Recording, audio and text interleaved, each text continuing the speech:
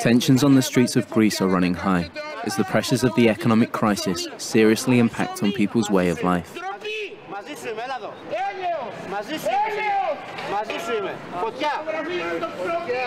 At this soup kitchen, the presence of camera crews aggravates people who have come for handouts. But I think that the people are already scared also of the media because they are always transporting the wrong pictures. Yeah, that's right. Okay. So, like I can see free food for all, an initiative like that. Are you a governmental business or what is the thing? No way, we're just free human beings. We care about people that don't have anything to eat, that don't have work, and we good people, we don't talk too much about our problems, about our needs, so we need to talk about it. We don't want to die from starving. The volunteers cook and distribute about 100 meals daily. Those who lost their jobs a couple of weeks ago now work here, collecting food and donations for the Street Kitchen project. More and more middle-class Greeks are also coming to receive handouts. The driver provides some first impressions about the mood in Greece. In the company where his wife works, 5 people are being laid off every month. He says that they can work out who is going to be next. It may not be immediately apparent what's going on in Athens, but under the surface, the crisis is bubbling away furiously. Are you one of those who is really getting angry about the government and all the politicians?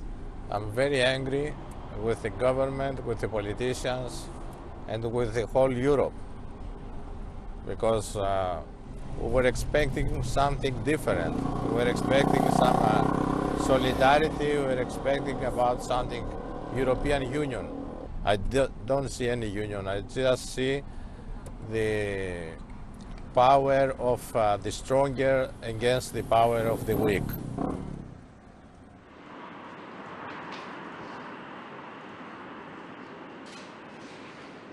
In the book, Greece, a European Tragedy, the author describes how the corruption scandals in Greek politics have contributed to the current crisis.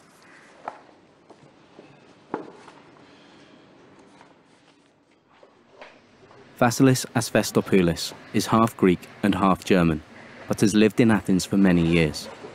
When interviewed, he asks how people can expect things to change when the same families have been in power for 3 or 4 generations. When asked why there has not been a single conviction for corruption in high office after all these years, he has a simple answer. It's obvious that they know each other. A crow does not peck another crow in the eye. In Greece, we have an amnesty law, which states that a minister can be charged when 2 sitting parliament members make provision for an act of legal disclosure. In such a case, the Parliament acts here as Attorney General, a state lawyer, because of course the minister cannot stand before a normal court. Instead, the minister is naturally accountable to a before-parliamentary committee. But okay, when I have the majority in Parliament, my own Attorney General, and I just need Parliament to close 2 more times, as Mr. Karamanlis did in 2009, then there are no more criminal proceedings. WASSILIS offers to show us Athens at night. It's here where we can see the crisis more clearly. It's just after 8 o'clock. We go through a typical shopping quarter. All of the shops are now shut. Some of them have closed down permanently. People have no money to go shopping. The number of homeless has also increased. There have always been people sleeping on the street, but now they dominate the city. The temperature in Athens is around freezing. The sense of hopelessness is helped in other ways too. From morning to night, Greeks are confronted with the fact that the country is broke. This uncertain future also poses a psychological problem. People no longer have anything to laugh about. Wages and salaries are being cut. Prices are going up. People cannot survive anymore, and they have no prospects. There are no plans, either from the EU or the government, to say that things will get better. If people don't have a future, they'll be depressed and won't be productive. The crisis has badly affected pensioners and small-wage earners, but it's the youth who are being hit hardest by the crisis. The development of many industries has stalled because the state is in retreat. There is also a lack of entrepreneurship, and despite young people having good qualifications and a good education, their prospects are at an all-time low. Alexandros Kalafatis has just completed his marketing studies and plans to go abroad. For the director of his university, it's not a bad decision. The youth unemployment rate currently stands at nearly 44%. Isn't it also a pity for Greece? Because they are losing a lot of people with good skills, with good education. They are all running abroad. And, you know, the ones who stay, they can't find work. I think that's the greatest tragedy of a crisis is this, what happens to individual people. Yes, in a way it is. On the other hand, the crisis is global and the response has to be global. You know, so in other words, Alex, any individual, Alex, and Alex himself, you know, has to look at his life and try to build it in a global system. You know, so, you know, if Greece does not have the opportunity today, he will go somewhere else. If Greece has the opportunity tomorrow, he will come back to Greece. Before Alexandros came to this private university, he was enrolled at a public institution. Because of the extra cost, he's had to work during his studies. But his reason for moving was not the poor quality of education at the state university. It was to escape from its political influence. If a teacher is connected to a party, then he is letting people pass because they are in the right party, or let them fail if they're not. Is this the truth?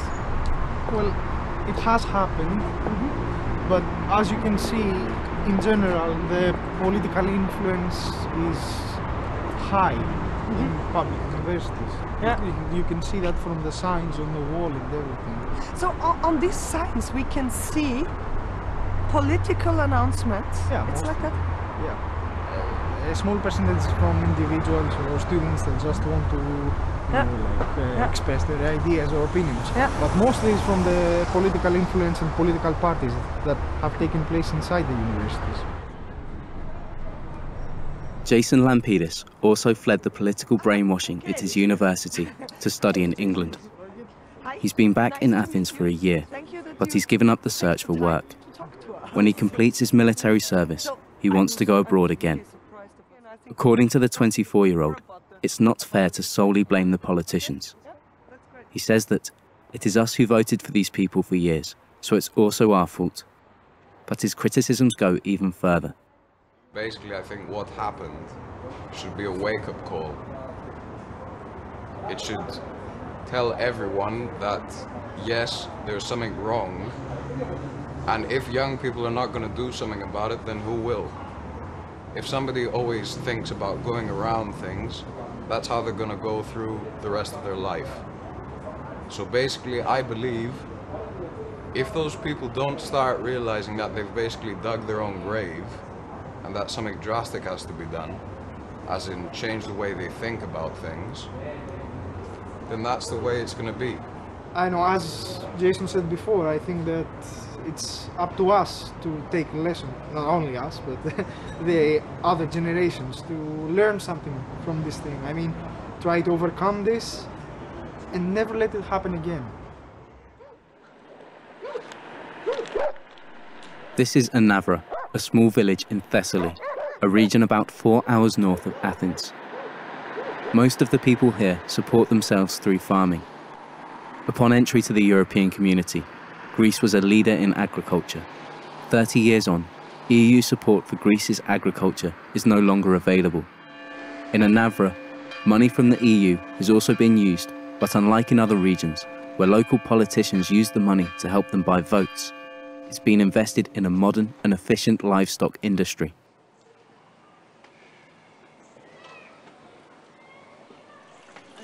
Under the leadership of the former mayor, Anavra has done well financially. Unlike the rest of Greece, the people here are not suffering from the financial crisis, and every farmer can live off the income from their farm.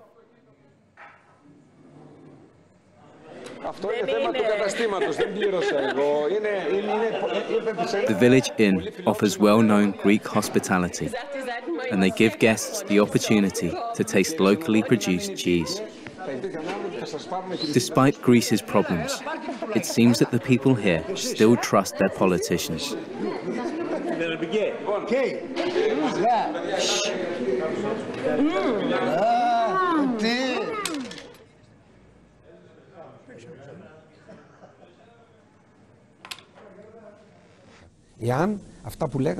We came to power.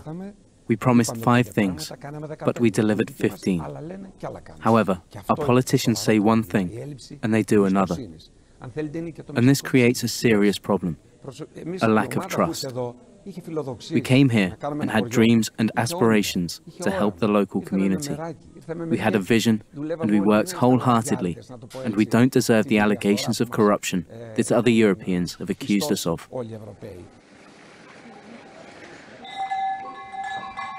With money from the EU, the farmer ORISOS Poulis has increased the size of his cattle herd and modernized his farming operation.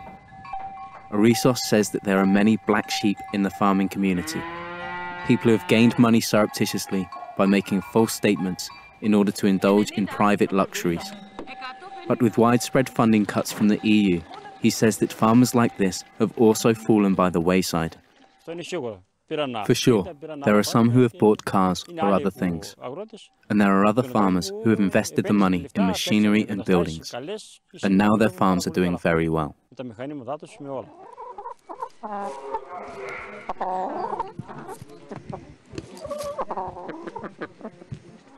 This family came here from Naxos a year ago.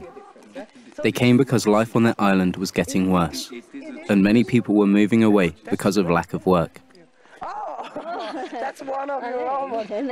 They had to close their supermarket, so they packed up everything and moved here to Anavra.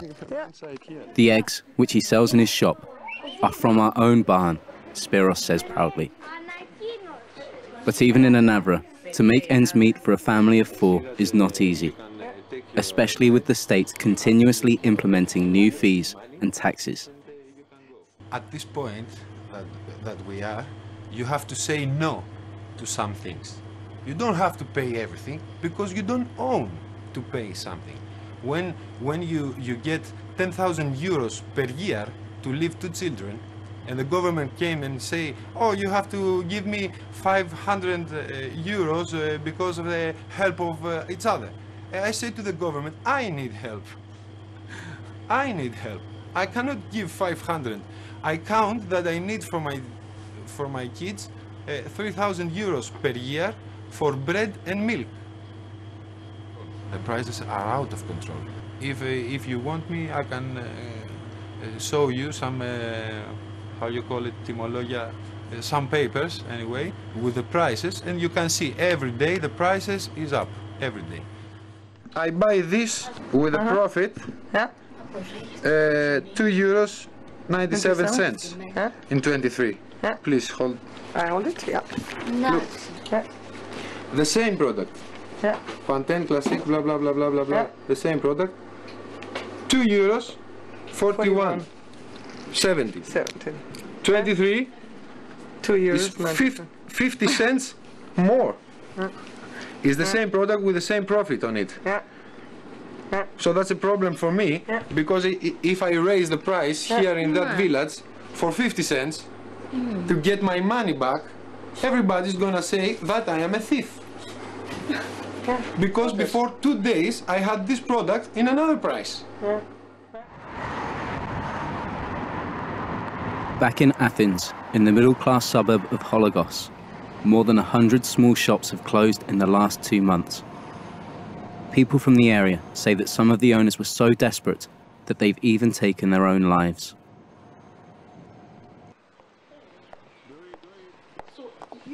For over 30 years, Angelos Belitsakos has worked as a beverage distributor for taverns and restaurants in the area.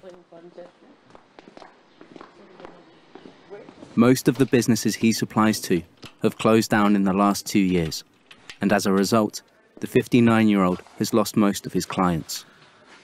He has another year until retirement, so he doesn't want to give up without a fight.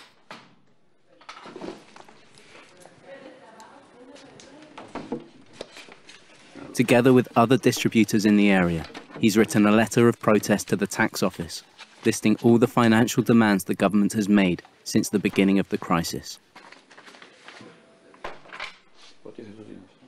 We don't pay because we don't have the money to pay. We cannot put up with any more demands. This is not tax, this is extortion. They come, they put their hand in your pocket, and they take everything you've got, even if it means you die as a result. We've sent this complaint to the Minister of Finance, Evangelos Venizelos. Did you ever get a reply? No, nothing from anyone. It's as if we'd never written.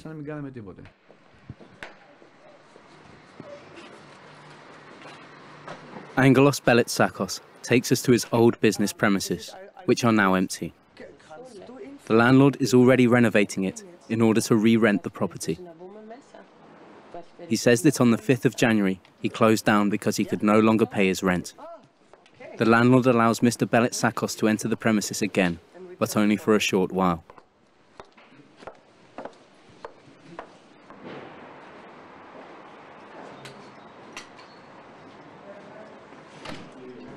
It's very moving to see the rooms where you spent almost all your life, where you earned money to build something, so empty and dead. It eats at your soul, and it can almost break you. Here, where we are now, was the sales room. Over there, upstairs and downstairs, I had storerooms. Suddenly, the building work resumes. The landlord has only given the 59-year-old a minute to show what was his business for 30 years.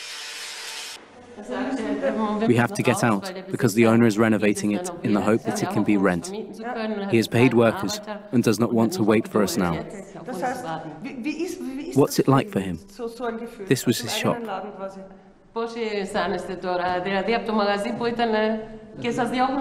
How can I feel now? I've lost it. That's that. Let's go. It doesn't matter.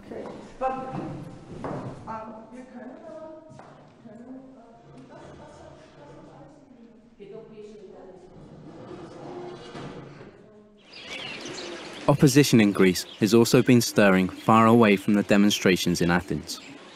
People like the drinks distributors don't throw rocks or set fire to buildings, but try to fight against the corrupt state apparatus. Dimitri Anagnostou is an olive grower in the central region of Pelion.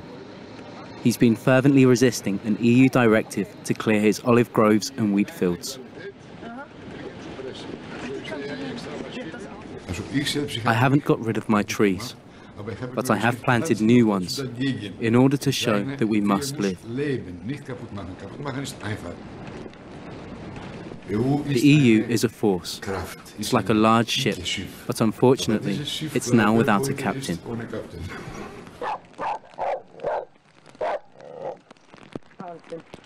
Dimitri gives a tour of his olive grove. He proudly explains how the trees have been in his family for generations. He says that most of the EU support for Greek agriculture has done more harm than good, but that no one really saw what was going on. He's taken a different approach and opted for the production of traditionally made organic olive oil. Each bottle is filled by hand, a process that he personally oversees. Noch nicht. Nein, ich halte mich zurück. Noch nicht, weil du musst bestimmte Sachen machen. Okay. Du musst mit einer Hand oder haben... Nein, ich habe kein Parfum. Ist okay. Nein, ich habe kein Parfum. Das muss das Öl ein bisschen zumachen. Okay. Und einfach so ein bisschen warten, ein paar Minuten, ob das Öl von deinem Körper die Temperatur nehmen. Ui, mir ist aber kalt, dann nimmt dann nicht die Temperatur. Machst du fest ein bisschen in deiner Hand. Dimitri runs this family-owned business with great enthusiasm and hard work, but it doesn't seem to matter. The bureaucracy in Greece borders on madness. The bureaucracy here is so hard and so stupid. You can often wait years for certification. It depends on who's responsible. It goes from office to office. For example, this is my product, and I want to export it. But they say I have to wait, because the person responsible is not there. And that's why people say things go faster if you have 300 euros. I've heard of it, but I can't do this. I don't have the 100 or 300 euros to pay them. And why should I do that? I have to work for my money, and they need to do the same. I think the laws are the same everywhere in the European Union. We are in the EU, and therefore we ought to live by the same rules. In recent years, Nera and the entire region of Pelion have become more popular with tourists who want something more than just a beach holiday. The guest houses are always full, except in the winter. Despite the crisis, tourism in Greece has not crashed completely. It's only in cities like Athens where tourism has declined because of the riots. Many restaurants and hotels have registered a sharp drop in revenue and have been forced to sack employees. The Heredion Hotel has a sensational location at the foot of the Acropolis, but they have reported heavy losses. The hotel owner explains why they've not sacked any of their staff.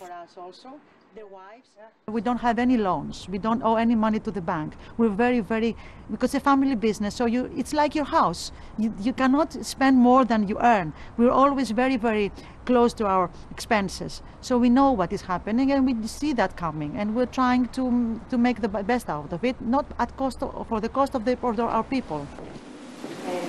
The fact that Greece is facing economic bankruptcy makes entrepreneurs like Anastasia angry. But she's even more annoyed that Greeks have been lumped together. She says that the whole of Europe thinks that we're all tax evaders and that corruption is our national pastime. For people like Anastasia, the system has failed them. I was feeling angry all these years, that I was feeling that was not fair. I was paying my taxes as a company and personally, and I was looking around to so many people living a beautiful life, with all this money that if they paid their taxes, they couldn't afford to have such a life, and that was not fair. I was angry all these years anyway. Just under an hour's flight from Athens is the island of Ikaria. A former bar owner, LEFTERIS KAPARIS, explains that when the civil war ended in 1949, thousands of communists were exiled there. The residents were forbidden from having contact with the exiles, but stubborn as they were, the islanders built friendships with them nevertheless. The island later got nicknamed the Red Rock. The Greeks living here have never adopted the modern, living on credit lifestyle. I can understand now, because I have lived a little bit here, why the people here, they are so happy. It's true that they have time for themselves, and it's true that most of the people here, they don't care really a lot about material things. It's true that clocks tick more slowly on Ikaria, but otherwise the island doesn't look that different. Driving inland, you can see that tourism is not as important as on other Greek islands. Most people still live through traditional agriculture. Until the 70s, the government didn't really care about Ikaria, and the islanders were forced to take responsibility for the infrastructure of the island. This lack of support from the outside created a great sense of solidarity that they wouldn't have otherwise had. What was the choice to come back? GIOROGOS VITSARAS is a real Karyotis. He explains what's so special about the people living here. Everybody works for the community. I'll give you an example. If someone's built a house and he wants someone to make the woods, they come and they make the woods. And the guy, he makes the walls for him at another time.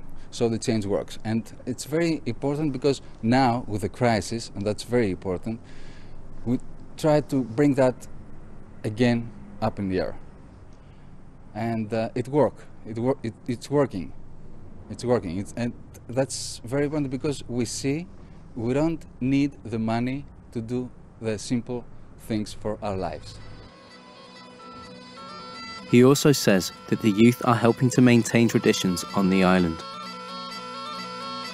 In this small tavern, young people are making music together. The crisis does not seem to affect people like GIOROGOS. He says that life was never easy here, and if you are satisfied with less, you can still be happy. Just for to make you to go to vote. And if I want, I can go to a party.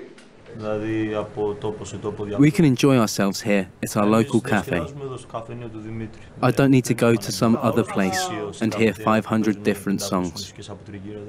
This is the thing with consumerism. People now want to have everything. We see something advertised on TV, but can't go to the nearest store to buy it, like in the city.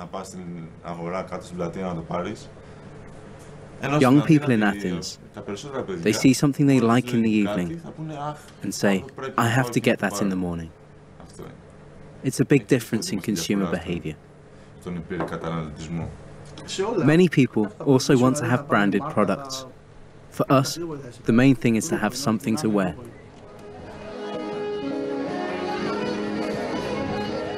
In the evening, the island hosts a so-called panegyri, a kind of village fair where young and old can mingle. Every stranger is welcomed here as a guest.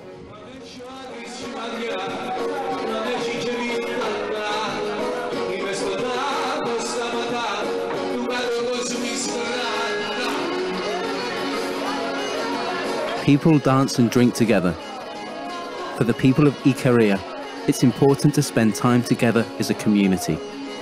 But these festivals are about more than just having a good time.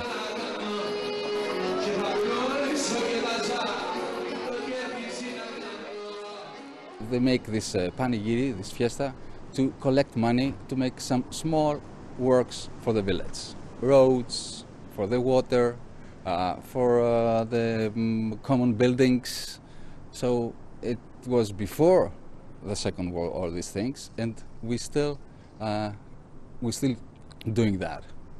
We're still doing that, and it's. I think the young generations, they go one step more, and they do more things about this. And it's very, very good. That it's very healthy.